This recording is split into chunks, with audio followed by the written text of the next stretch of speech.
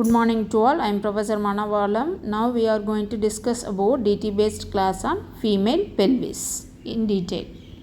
Good morning to all. Good morning. Today we are going to discuss about the anatomy of female pelvis.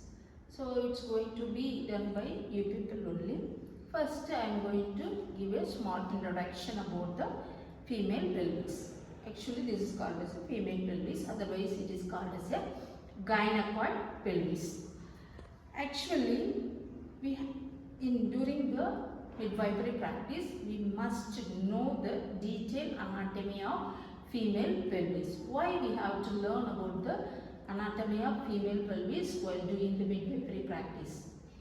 To know the progress of labor. Yes, mainly to know the progress of labor, we must know. And also there is a adaptation that is happening during the time of labor between the fetal head and the pelvic bones. So in order to find out the normal adaptation or any deviation that has happened during the time of labor in the relation between the female pelvis and the fetal skull, for that purpose we must know detail about the anatomy of female pelvis. So before going to see the bones of the pelvis, first we have to learn about the functions of pelvis. Do you have any idea about the functions of pelvis? It helps in sitting, it helps in labor. A little bit louder. It helps while sitting, it helps in labor. It contracts during childbirth. Very good. So it helps in labor, it helps in sitting and walking. Actually, the pelvis, it allows the movement of body, and also it is very much helpful for our movement, especially during walking and running. It is very much helpful. At the same time, it is acting as a childbearing process. It is very much essential. So because the uterus that is located inside the pelvic organ, it is inside this pelvis.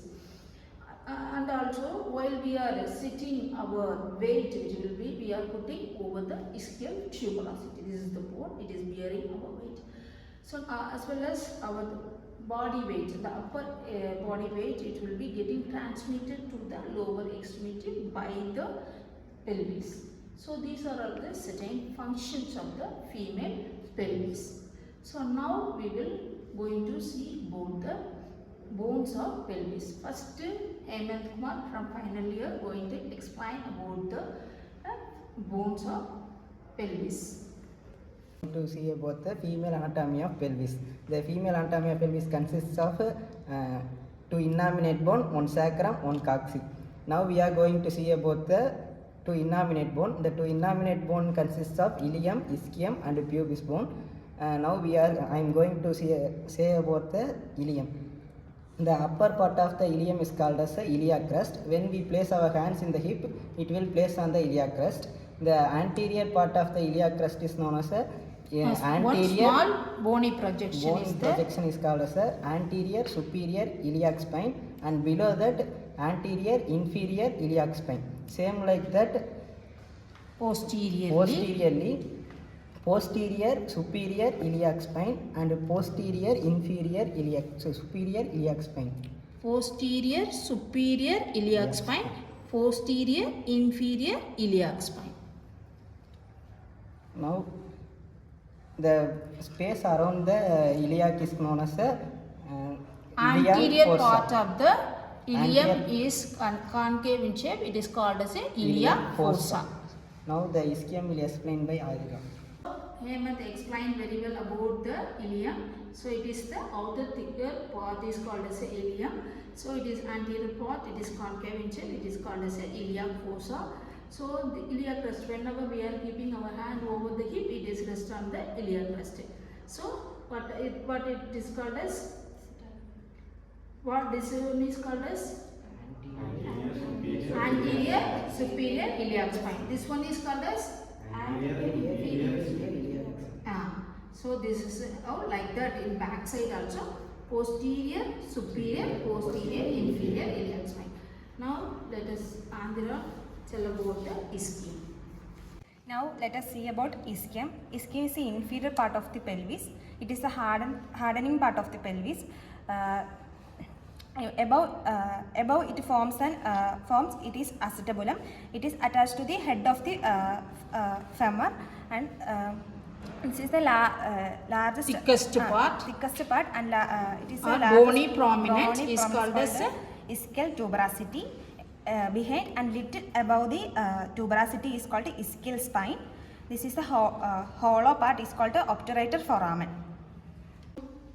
As already explained by the Adira, this is called as ischium. It is the lower part of the pubic, is the lower part of the pelvis.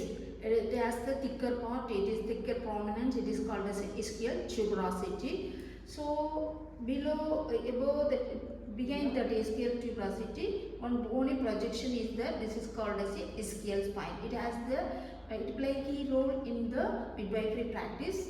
It is very much helpful to know about the station of the fetal head. For that, ischial spine is very essential. Next, it has the one hole that is called as an obturator foramen. Then this cup is called as a acetabulum, where the femur head attached with this. So this is lecture about the ischium. Next, move on to the sacrum. Going to explain by the Kavya. Now let us see about sacrum. Sacrum, it is a wedge-shaped organ where 5 vertebrae fused into one. And the anterior part of the first vertebra wedges out, and it is called as sacral promontory. It extends like a wing or ala. Anteriorly it is concave, and it is a hollow part of the sacral. Then it is called as a hollow of sacrum. It is called as the hollow of sacrum.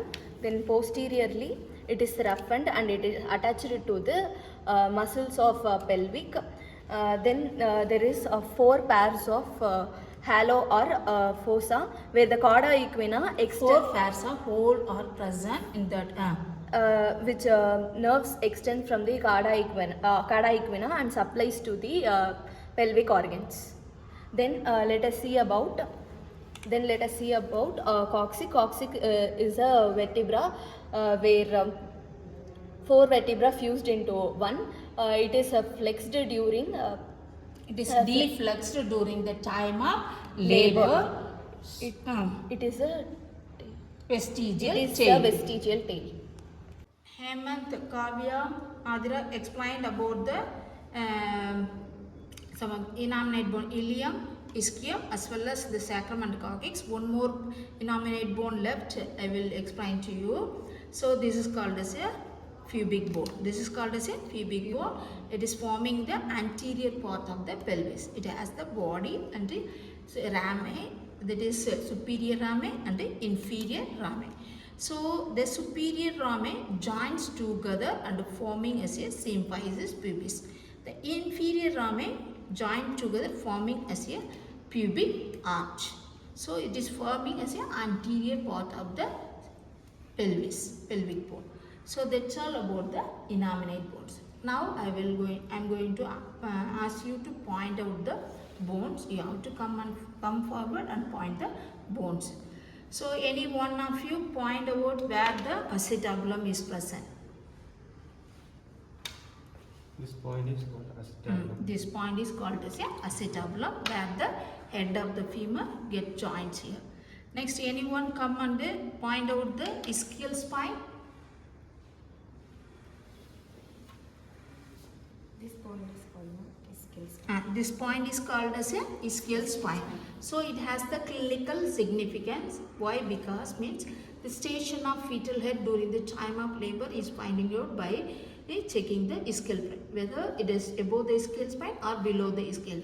It is above the ischial spine means it comes under minus, below means it comes under plus. Any one of you find out where the sacral promontory is present? Sacral promontory. This is called as a sacral promontory. I think everyone understood about the anatomy of female pelvis. Thank you all. Thank you, ma'am.